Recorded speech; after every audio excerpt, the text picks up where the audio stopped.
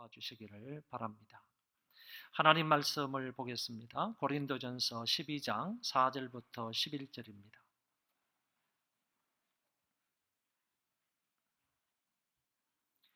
고린도전서 12장 4절로 11절까지 제가 봉독하겠습니다. 은사는 여러 가지나 성령은 같고 직분은 여러 가지나 주는 같으며 또 사역은 여러 가지나 모든 것을 모든 사람 가운데에서 이루시는 하나님은 같으니 각 사람에게 성령을 나타내심은 유익하게 하려 하심이라. 어떤 사람에게는 성령으로 말미암아 지혜의 말씀을, 어떤 사람에게는 같은 성령을 따라 지식의 말씀을, 다른 사람에게는 같은 성령으로 믿음을, 어떤 사람에게는 한 성령으로 병 고치는 은사를, 어떤 사람에게는 능력 행함을, 어떤 사람에게는 예언함을, 어떤 사람에게는 영들 분별함을, 다른 사람에게는 각종 방언 말함을, 어떤 사람에게는 방언들 통역함을 주시나니 이 모든 일은 같은 한 성령이 행하사 그의 뜻대로 각 사람에게 나누어 주시는 것이니라. 아멘. 4월에서 6월까지의 주제는 오직 성령으로 충만하라입니다. 다시 말하면 2, 4분기의 대주제가 성령으로 충만하라 이런 주제이다라는 것입니다. 이 대주제 아래 몇 가지 소주제의 말씀을 우리는 지난주까지 들었습니다. 여호와의 영과 구약의 지도자들, 그리고 성령님의 명칭에 대하여서, 그리고 성령님의 여러 가지 사역들, 그리고 지난주에는 믿는 자가 끝까지 인내하게 하시는 성령님의 사역까지 말씀을 들었습니다. 성령님이 우리 안에서 역사하시는 그 역사하심에 전적으로 의지하고 순종하는 삶을 살아야 할 것입니다. 오늘부터 몇 주간에 걸쳐서는 성령님의 은사에 관하여서 말씀을 듣겠습니다. 오늘은 은사에 대한 기본적인 몇 가지 사항과 아울러서 은사 두 가지에 대해서만 살펴보므로 말씀의 은혜를 나누고자 합니다. 우리가 신앙생활을 잘하고 하나님의 일들을 잘 감당하기 위해서는 반드시 하나님의 백성으로 성령의 은사가 필요합니다.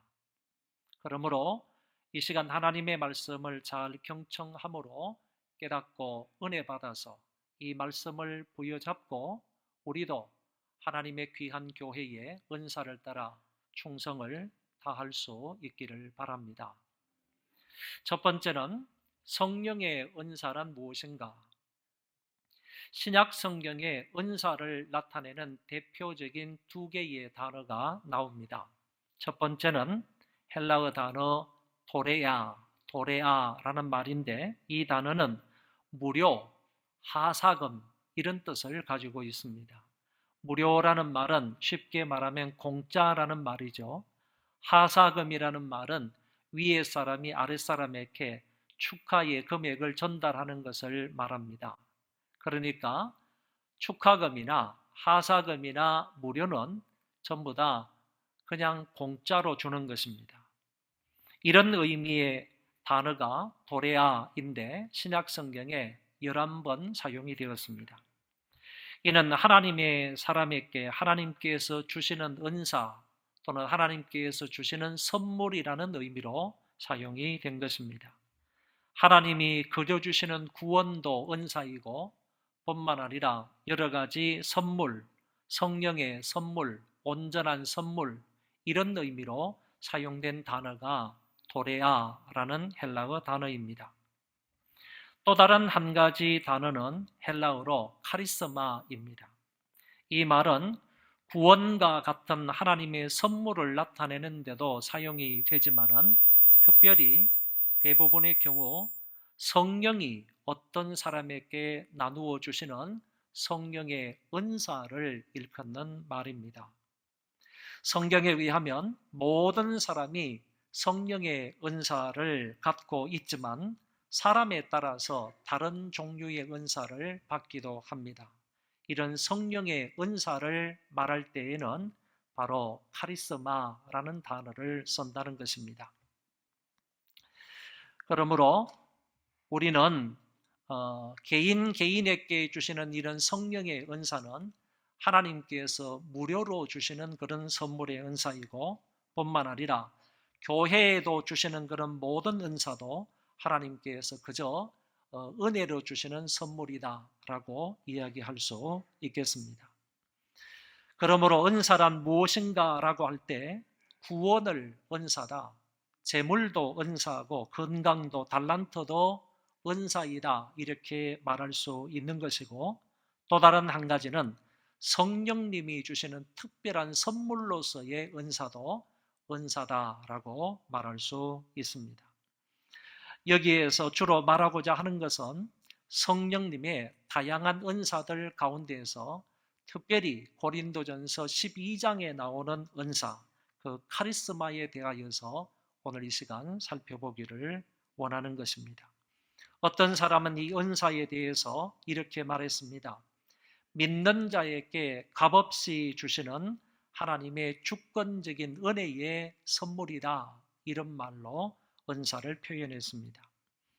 하나님이 인간의 공로나 무슨 대가를 받고 은사를 주시는 것이 아니라 값없이 무조건적으로 은사를 주신다는 말입니다.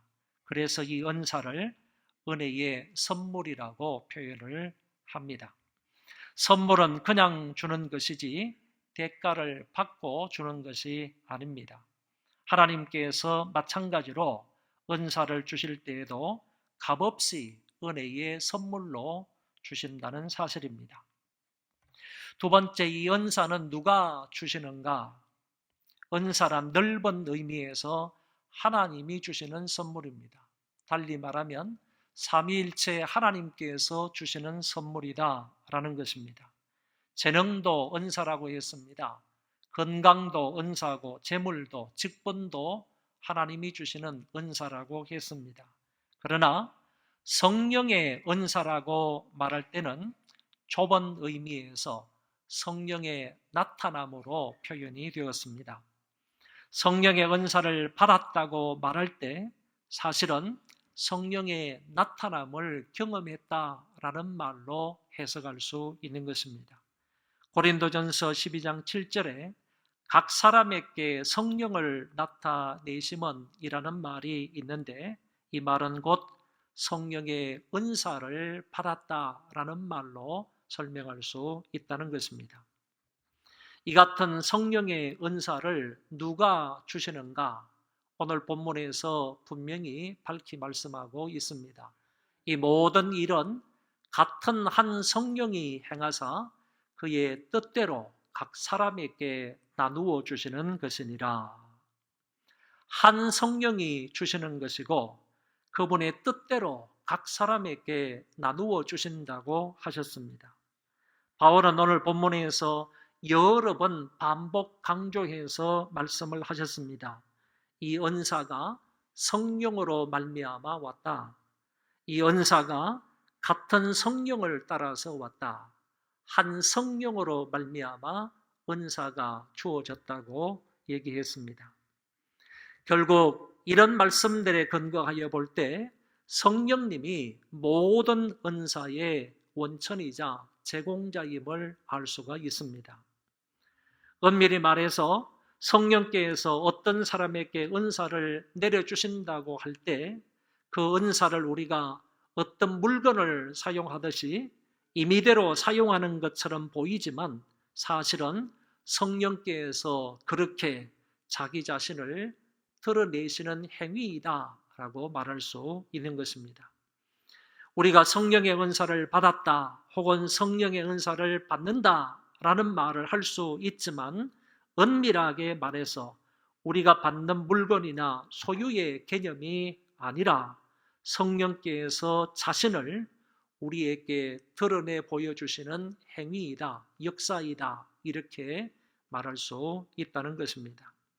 그러므로 엄밀히 말해서 우리가 다른 사람에게 성령의 은사를 사모하라 하는 말은 말이 되지만은 남을 권면할 때 성령의 은사를 받으라 이런 명령은 할 수가 없는 것입니다. 왜냐하면 성령의 은사는 한 성령이 각 사람에게 나누어 주시는 것이기 때문에 그렇습니다. 그러니까 성령의 은사를 누가 주시느냐라고 할 때 넓은 의미에서는 하나님 아버지와 예수 그리스도와 성령께서 주시는 것이지만은 성령의 은사에 관해서 말할 때는 그 은사는 성령님 제3위가 되시는 성령 하나님이 주신다 이렇게 정리해서 말할 수가 있겠습니다. 세 번째는 은사를 주시는 목적이 무엇인가 라는 문제입니다. 달리 말해서 성령의 나타남을 주시는 이유가 무엇인가 라는 질문입니다. 12장 7절에서 명확하게 말씀하시기를 유익하게 하려 하심이라고 했습니다. 유익하게 하시기 위해서 성령께서 당신의 뜻대로 사람에게 은사를 주신다는 말씀입니다. 보이지 않는 성령께서 자신을 보이는 방식으로 드러내시는 것을 우리는 성령의 은사라고 부르는데, 성령 하나님께서 이와 같이 사람이 보고 듣고 만질 수 있는 방식으로 자신을 드러내시려고 하실 때에는 특별한 목적이 있다는 겁니다.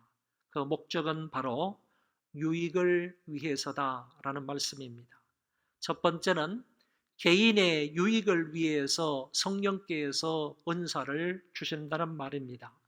특히 방언의 은사는 개인의 신앙생활의 유익을 위해서 방언의 은사를 주시는 것입니다. 개인이 영적으로 하나님과 깊은 교제를 나누게 하시려고, 그리해서 그 사람에게 영적인 은혜를 풍성히 주시려고 하나님께서 이런 은사를 주시는 것입니다. 둘째는 공동의 유익을 위해서 주십니다. 다시 말해 교회의 유익을 위하여 성령께서 은사를 주신다는 겁니다.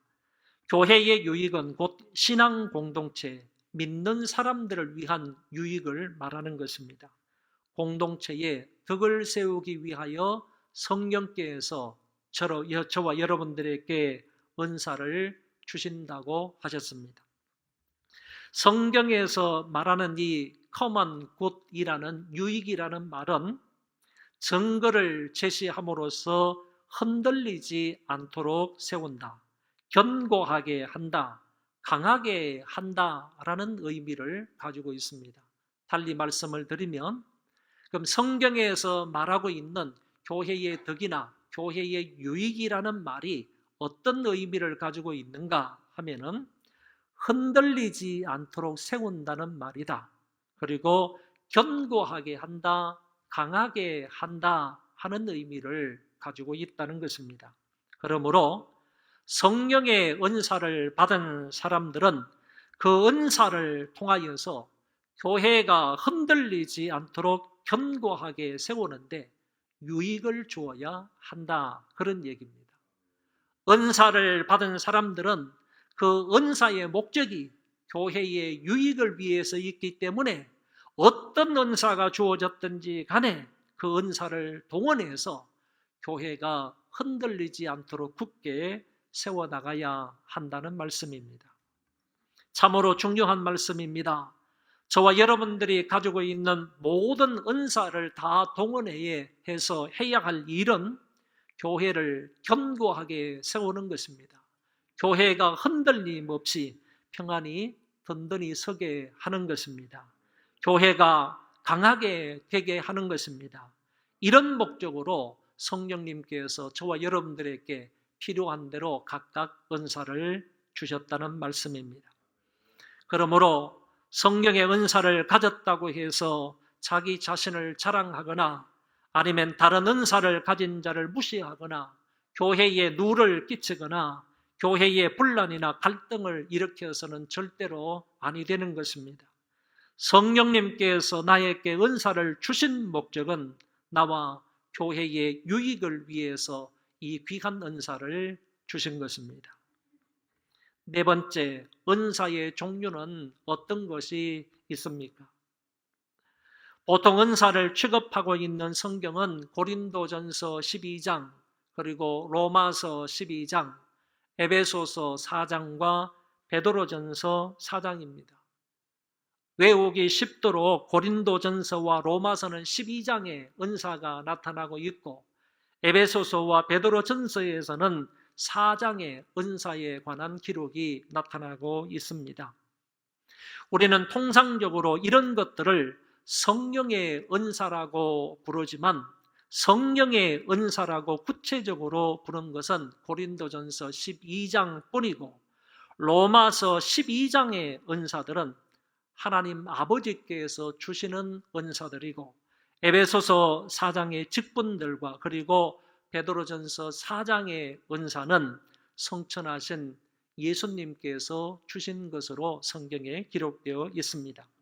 그러므로 은사들은 종합적으로 삼위일체 하나님께서 교회에 주시는 것이라고 할 수 있지만은, 고린도전서 12장에서만큼은 성령께서 이런 은사를 주신다라고 구별해서 말씀하고 있습니다. 여기서는 은사의 종류에 관하여서 말하므로 4개의 성구를 도표로 만들어서 여러분들에게 보여드리면 다음과 같습니다. 앞을 보시면 고린도전서 12장에서는 이와 같은 은사들이 쭉 나타나고 있습니다. 지혜의 말씀, 지식의 말씀, 믿음, 병고침, 예언, 능력 행함, 영분별, 방언, 통역. 여기까지가 8절에서부터 10절까지 나오는 그런 은사들을 말하고 있고, 그 뒤의 성구에서는 사도, 선지자, 가르침, 도움, 다스림, 이와 같은 은사가 연이어서 나타나는 것을 확인할 수 있습니다.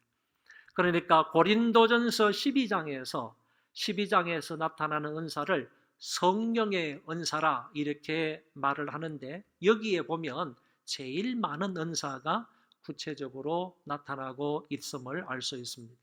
로마서 12장에 가면 예언의 은사, 가르침의 은사, 섬김, 다스림, 권위, 구제, 그리고 긍휼, 베푸는 것, 이런 은사가 나오는 것을 볼 수가 있습니다. 이 로마서 12장과 그 다음에 로마서 12장의 이 은사는 조금 전에도 말씀을 드린 것처럼 성부 하나님께서 주시는 은사들이다 이렇게 기록되어 있고요. 에베소서 4장 11절에는 이 직분자들입니다. 조금 전에 말씀을 조금 드린 것처럼 성령을 선물로 받은 사람이 그 성령께서 은사를 주셔서 직분자를 세우시게 되는데, 그 직분자들도 하나님의 은혜의 선물이다, 은사이다 이렇게 말을 한다는 겁니다. 거기에 나타나 있는 직분자는 사도, 선지자, 전도자, 목사, 교사 이렇게 되어 있는데, 목사와 교사는 한 직분자다 이렇게 말할 수 있습니다. 원문 성경에 앞에 나오는 정관사가 하나 있기 때문에 목사로서의 교사, 또 달리 말하면 교사로서의 목사, 한 직분을 말한다 이렇게 볼 수 있기 때문에 에베소서 4장에 나타나는 직분자는 이렇게 4 직분자가 있다, 4 은사자가 있다 이렇게 볼 수가 있겠습니다. 베드로전서 4장에는 그냥 봉사 또는 섬김 이런 은사에 관해서 말씀하고 있는 것을 볼 수가 있습니다. 이 모든 것들은 다 은사인데, 성령의 은사를 말할 때는 특별히 이제 고린도전서 12장에 나오는 은사를 성령의 은사라 이렇게 따로 구별해서 부른다라고 말씀을 드렸습니다. 그런데 이 모든 은사를 다 통합을 해서 중복되는 것을 빼게 되면 전체 은사가 18개 내지 19개 정도의 은사가 됩니다. 이 중에서 우리는 성령의 9가지 은사만 살펴보기를 원하는 겁니다. 지혜의 말씀에서 시작해서 방언, 통역까지 이 9가지 은사에 관하여서 우리가 좀 살펴보기를 원합니다. 고린도전서 12장에 나오는 이 9가지 은사를 이렇게 구분할 수가 있습니다. 처음 2가지, 그 다음에 나오는 5가지, 마지막 나오는 2가지.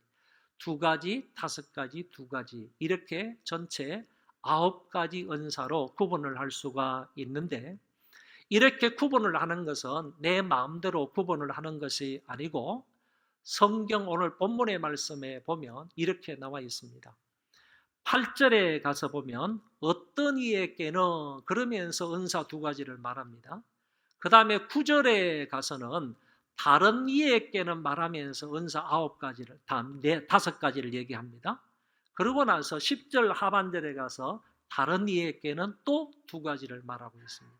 그래서 사도 바울이 다른 이에게는 이 말을 쓰므로 은사를 분명히 두 가지, 다섯 가지, 두 가지 이렇게 구분을 하고 있기 때문에 오늘 우리도 이 구분에 따라서 고린도전서 12장에서 은사를 말할 때에는 항상 두 가지 은사 그리고 다섯 가지 은사, 나머지 두 가지 은사 이렇게 구분해서 말하는 것이 좋겠다라고 보는 것입니다.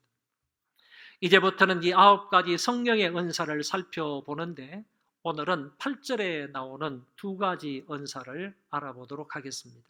8절에는 어떤 사람에게는 성령으로 말미암아 지혜의 말씀을, 어떤 사람에게는 같은 성령을 따라 지식의 말씀을, 두 가지 은사가 나옵니다. 지혜의 말씀과 지식의 말씀이라는 말이 나왔습니다. 여러분 한번 따라하겠습니다. 지혜의 말씀, 지식의 말씀. 공통분모가 뭡니까? 네, 공통부분은 말씀입니다. 강대산 이 앞에 써 있는 로고스라는 말이죠. 로고스라는 말이 바로 말씀이라는 말입니다.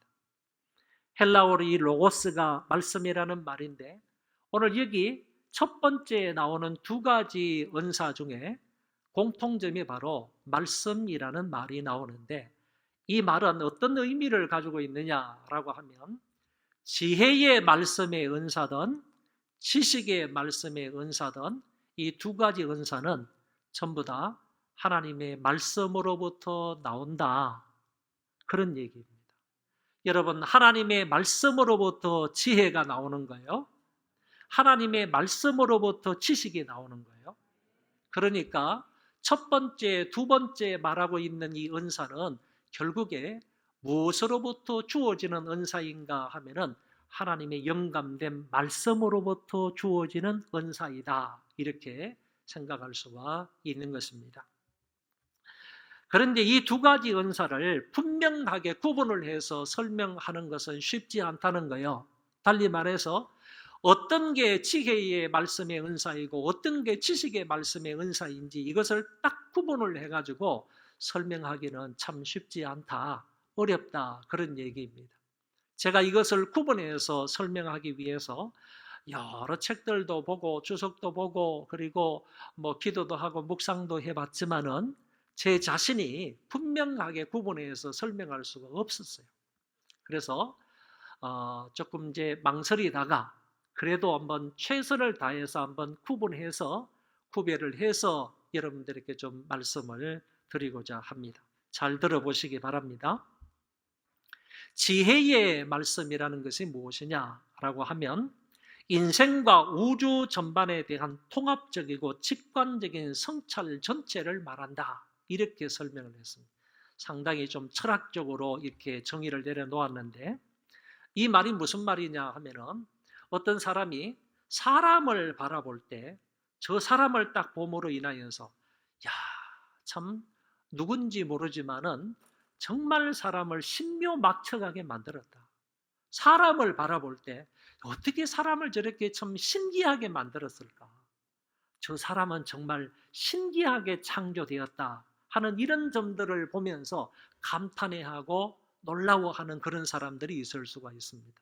뿐만 아니라 아름다운 자연을 바라보면서 야, 신께서 어떻게 이 자연 만물을 이렇게 웅장하고 아름답게 이렇게 만들었을까? 이렇게 감탄하면서 거기를 자연을 바라보면서 시를 지어가지고 표현을 한다든지 아니면 자연을 바라보면서 찬송을 한다든지 노래를 한다든지 아니면 멋지게 다른 사람 앞에서 이 자연의 웅장함을 아름다움을 표현을 해서 말한다든지 이런 은사를 가지고 있는 사람을 일컬어서 지혜의 말씀의 은사를 가진 사람이다. 이렇게 말할 수 있다는 것입니다. 성경의 한 예를 들면 마태복음 10장에 보면 이런 말씀이 나와요. 너희를 넘겨줄 때에 어떻게 또는 무엇을 말할까 염려하지 말라. 그때에 너희에게 할 말을 주시리니 말하는 일은 너희가 아니라 너희 속에서 말씀하시는 이 곧 너희 아버지의 성령이시니라. 우리가 어떤 상황에 접하게 되었을 때 예수님을 전해야 된다든지 아니면 예수님에 대해서 변호를 해야 된다든지 아니면 예수님을 그리스도를 영화롭게 해야 할 그와 같은 상황에 있는데 사람들 앞에서 아니면 공개적인 입장에서 내가 무슨 말을 해야 할지 잘 생각이 안 나는 거예요. 무슨 말을 말해야 될지 전혀 알 수가 없는 거예요. 이럴 때 성령께서 그 사람들 앞에서 말할 수 있는 내용을 주신다라는 거지. 내가 그 사람들 앞에서 변호할 수 있는 그런 하나님의 지혜와 하나님의 말씀을 나에게 가르쳐 주시는 거예요. 성령께서 이렇게 나에게 말씀하시고 가르쳐 주시고 깨닫게 해 주시는 이런 은사를 가리켜서 바로 지혜의 말씀이다. 이렇게 얘기를 한다. 그런 얘기입니다.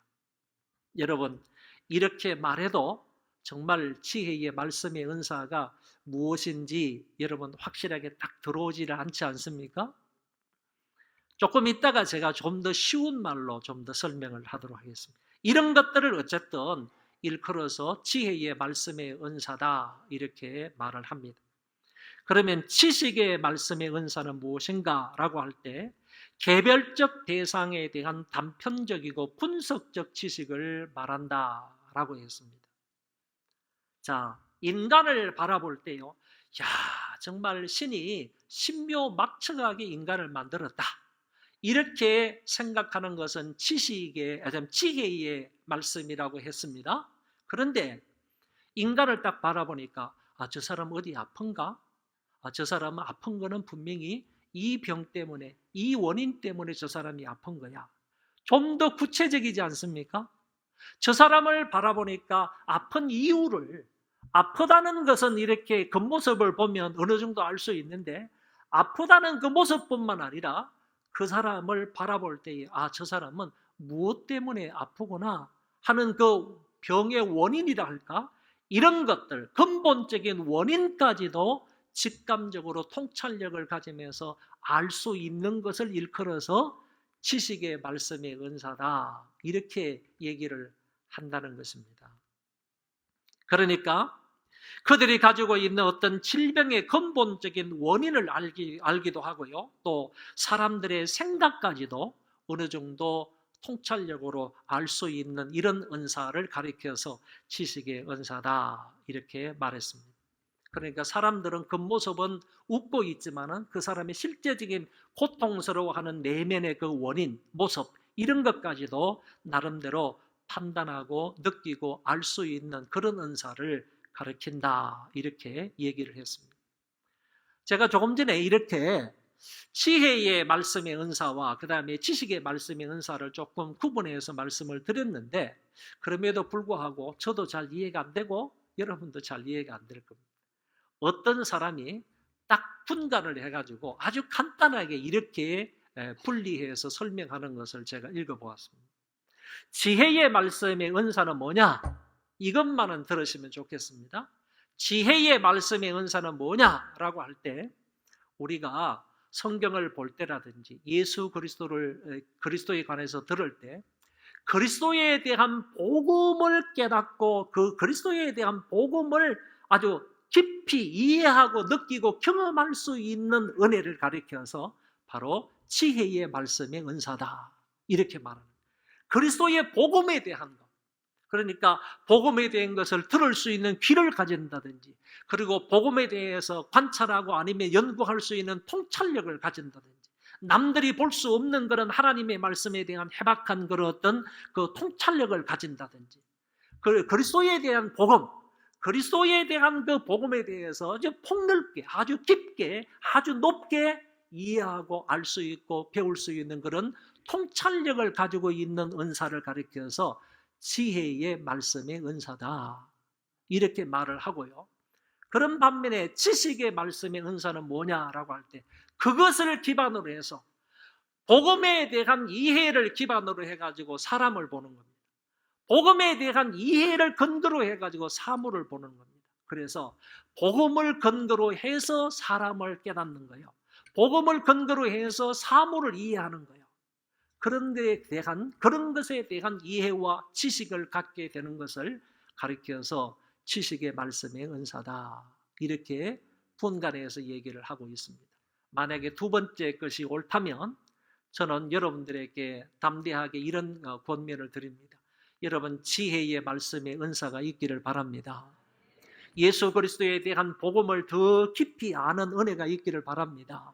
그리고 더 넓게 알고 더 높게 알아가는 저와 여러분 되기를 바랍니다.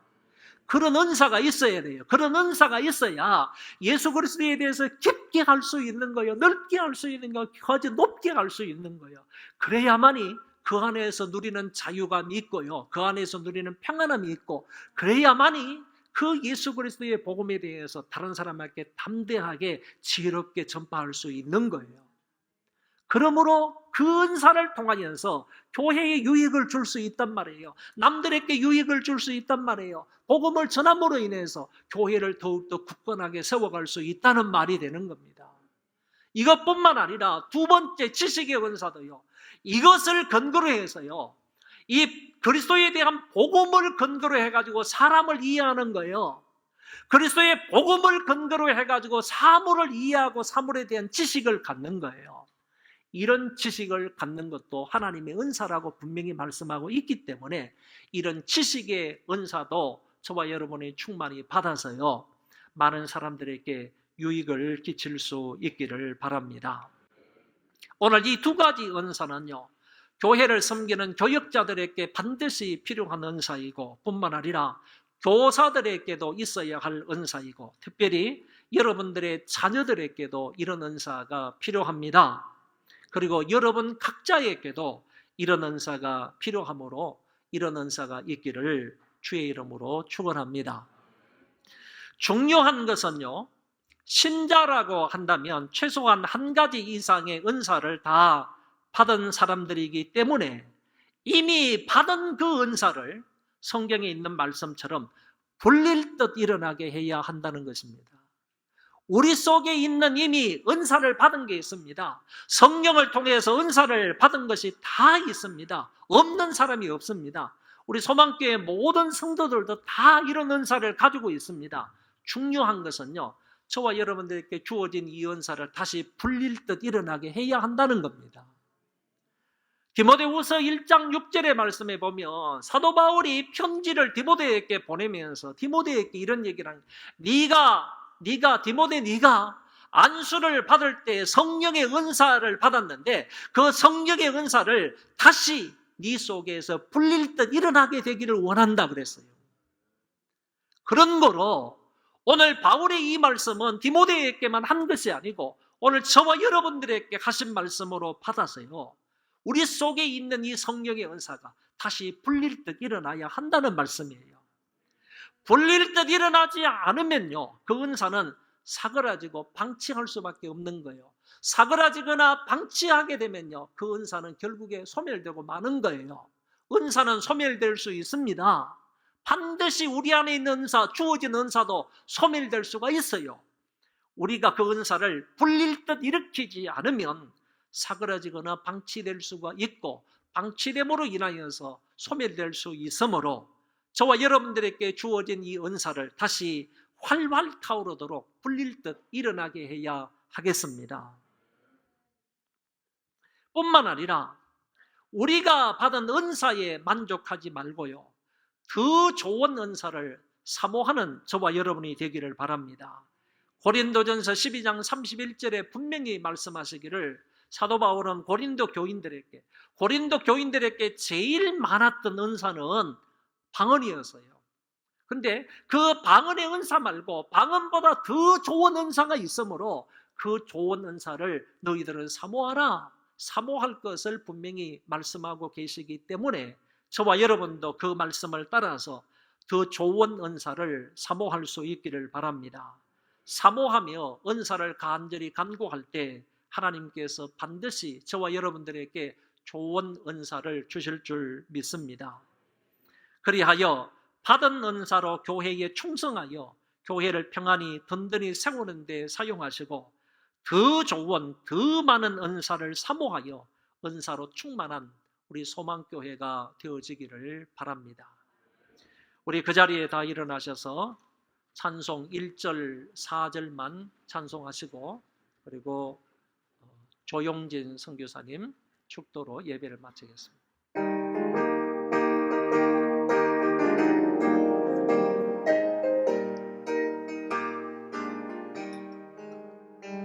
은혜가 풍성한 하나님 믿는 자 한 사람 한 사람 어제도 오늘도 언제든지 변천도 보호해 주시네.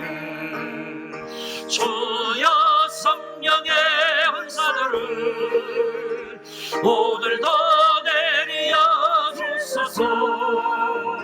성령의 뜨거운 불길로서 오늘도 충만케 하소서.